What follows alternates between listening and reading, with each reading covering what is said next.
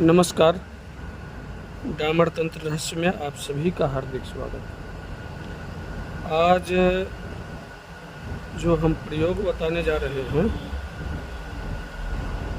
ये प्रयोग यंत्रार्चन का प्रयोग है।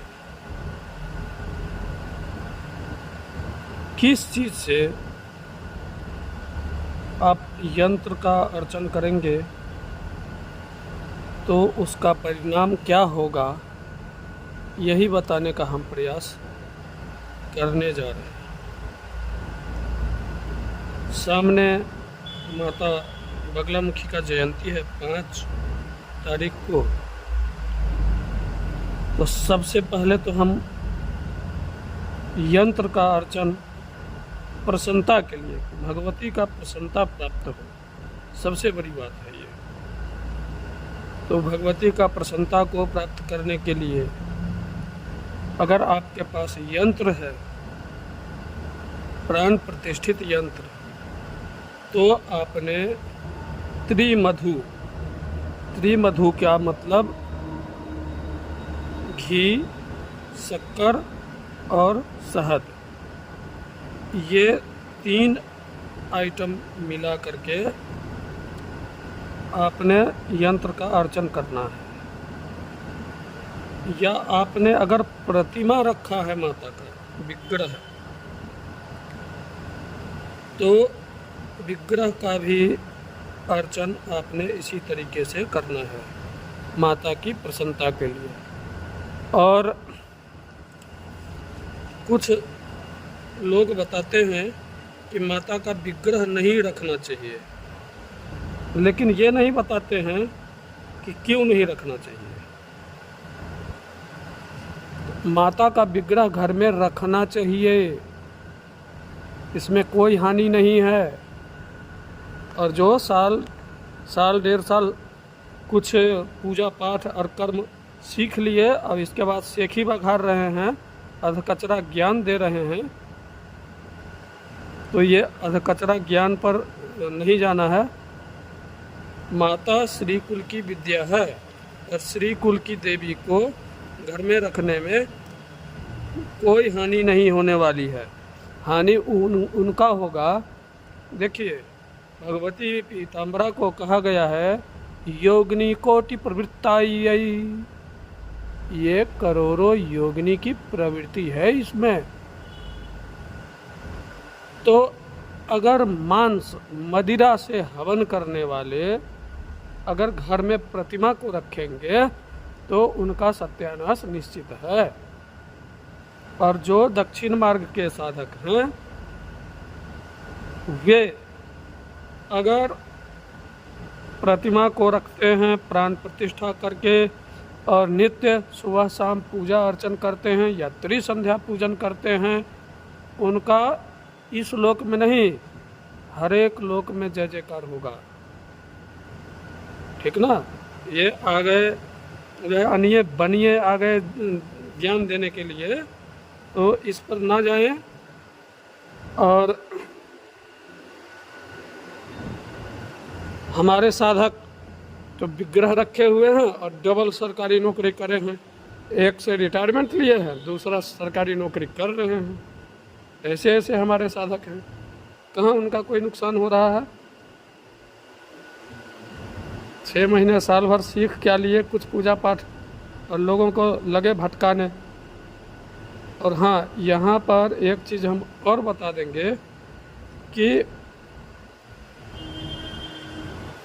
यंत्रार्चन हो या आप प्रतिमा का अभिषेक करते हो, प्राण प्रतिष्ठित अवश्य होना चाहिए, पूर्ण फल की प्राप्ति तभी होगी। अब हम यंत्रार्चन किस किस आइटम से करेंगे तो उसका क्या फल मिलेगा, ये हम बताएंगे आइटम सहित।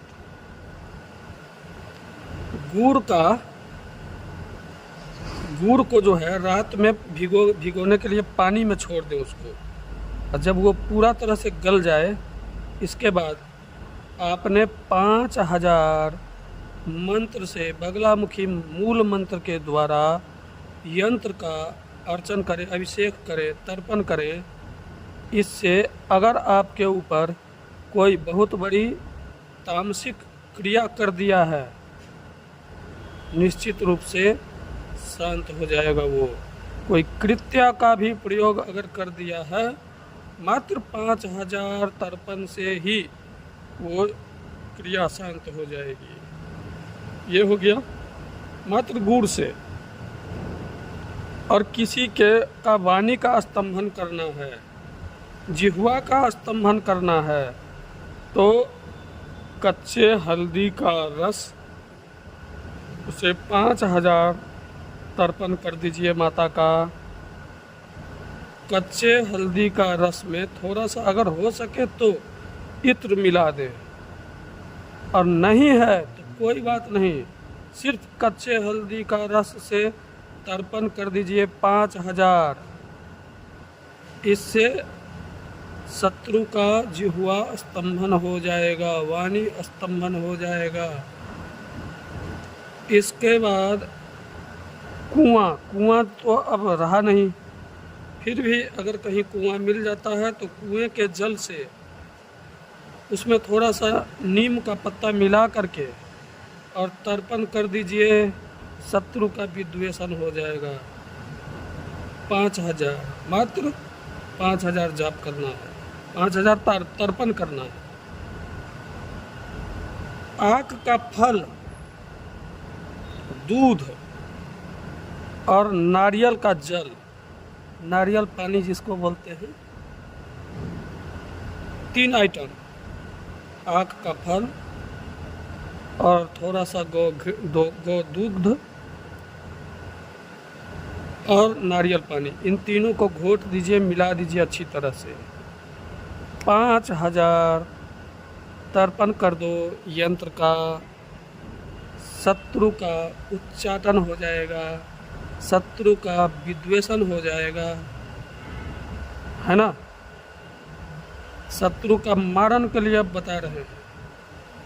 प्रेत का अन्न, अब जैसे प्रेत का अन्न का मतलब क्या हो गया, आपने देखा होगा, पिंड दान किया जाता है।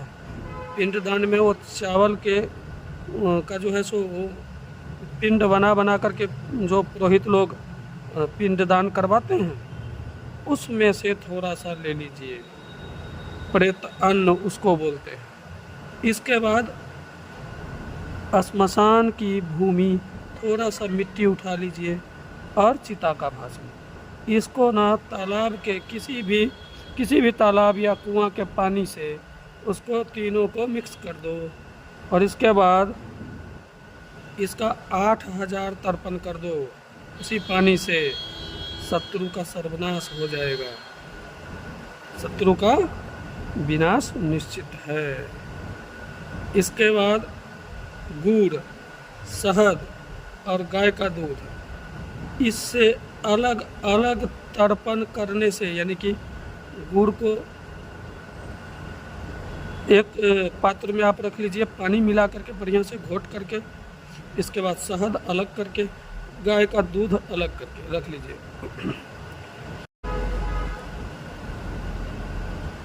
इससे आपने अलग अलग 6-6 हजार के संख्या में तर्पण करने से धन धान्य की वृद्धि होगी, वैभव लक्ष्मी की प्राप्ति होगी, इसमें कहीं से कोई शक नहीं है। जिसको धन से संबंधित समस्या हो वो इस प्रयोग को अवश्य करे। और हम यहाँ पर ये संकल्प लेते हैं कि मेरे द्वारा प्रयोग बताया गया कोई भी जो हमसे दीक्षित हैं और वे हमारे से शत्रुता का भाव रखते हैं, उन पर ये हमारे द्वारा बताया गया प्रयोग कोई सफल नहीं होगा। जो हमसे दीक्षित हैं, जो गुरु और शिष्य के परंपरा को अच्छी तरह जानते हैं और निभाते हैं, उनका माता अवश्य कल्याण करेगी। इसके बाद अगर बुखार है, चाहे वो डेंगू हो, चिकनगुनिया हो, काला जर हो, मलेरिया हो, चाहे बुखार जिस तरह का, आपने क्या करना है, दही, दही को घोट करके बढ़िया से माठा बना लेना है और इसका लगातार 3 दिन तर्पण करना है संकल्प के साथ। संकल्प लेके आप अपने यजमान के लिए भी कर सकते हैं। खासकर ज़्यादातर तो हमारे साथ में वैदिक ब्राह्मण जुड़े हुए हैं, तो उनके लिए हम बता दें कि आपके यजमान में अगर कोई बीमार पड़ गया और आप पुरोहित हैं तो उनके लिए संकल्प लेकर के आप इसका 10,000 के संख्या में केवल माठा से तर्पण करते हैं तो वो कितना भी पुराना से पुराना बुखार होगा और ख़तरनाक से ख़तरनाक बुखार होगा वो तत्काल शांत हो जाएगा। आप करके देखें इसको। इसके बाद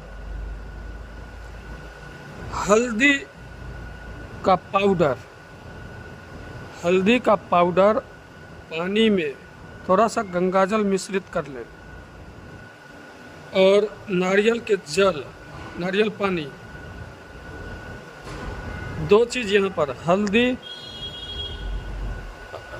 हल्दी युक्त पानी और नारियल पानी, ये सब मिक्स करके इसको और थोड़ा सा गंगा जल मिक्स करके आपने अगर इसका तर्पण किया, इसका तर्पण आपने किया कम से कम 10,000, तो अभीष्ट सिद्धि की प्राप्ति होगी और स्त्री का वशीकरण भी होगा। तो ये भी प्रयोग आप कर सकते हैं। इसके बाद पुत्र प्राप्ति के लिए अगर तर्पण करते हैं आप तो सम्यंतक पुष्प, इसको आपने गंगा जल में रख दें और उस जल से आप अगर तर्पण करें यंत्र का तो निश्चित रूप से पुत्र की प्राप्ति होगी। और ऐसा कम से कम आपने 36 दिन लगातार करना है और 11 माला का तर्पण निश्चित रूप से करना है 36 दिन तक लगातार, तो निश्चित रूप से पुत्र रत्न की प्राप्ति होगी।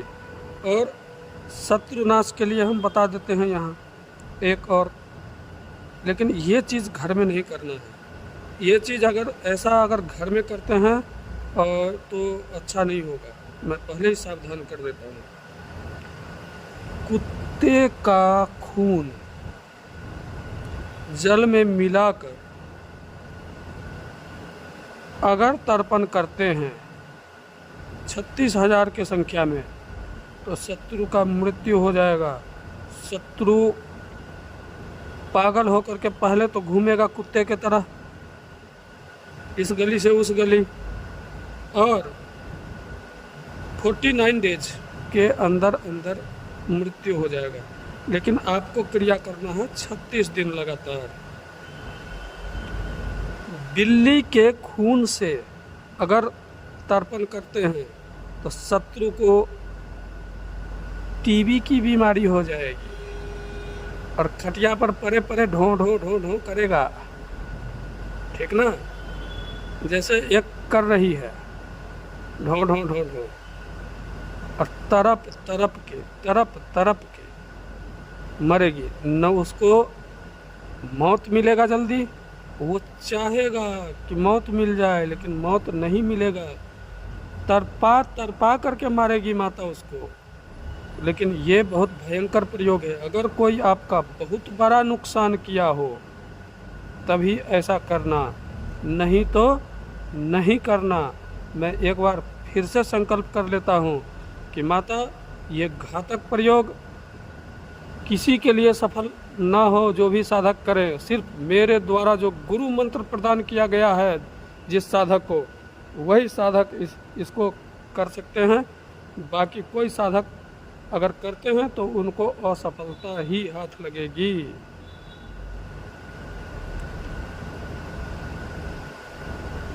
और केले का फल, गाय का दूध और शक्कर, इस तीनों को समान मात्रा में ले लें। उनको जल में बढ़िया से घोट करके और जो बहुत गालीबाज टाइप का आदमी है, शत्रु है, उसके लिए ये तर्पण कर दें तो उसकी वाणी का स्तंभन निश्चित रूप से हो जाएगा। और किसी शत्रु को अगर घर से भगाना है तो गधे और घोड़े का रक्त थोड़ा थोड़ा मिक्स करके जल से तर्पण कर दें, यंत्र का, शत्रु घर छोड़ करके भाग जाएगा। तो ये रहा आज का ये छोटा सा प्रयोग यंत्र अर्चन का, बगलामुखी यंत्र अर्चन प्रयोग। और फिर से हम बता देते हैं कि श्री कुल की देवी है, डरने की कोई बात नहीं है। किसी के मुंह से आपने सुन लिया कि विग्रह नहीं रखना है, ठीक ना, तो वो अपना दिमाग, अपना बुद्धि, अपना मस्तिष्क, अपनी विद्या अपने पास रखे। आपने उस चीज़ पर ध्यान नहीं देना है और निश्चित रूप से माता कल्याण करेगी। आप अपना काम करें। मुझसे संपर्क करने के लिए मेरा व्हाट्सएप नंबर है 8810436642। इस पर संपर्क कर सकते हैं आप। तब तक के लिए नमस्कार। जय माता पीताम्बरा, जय गुरुदेव।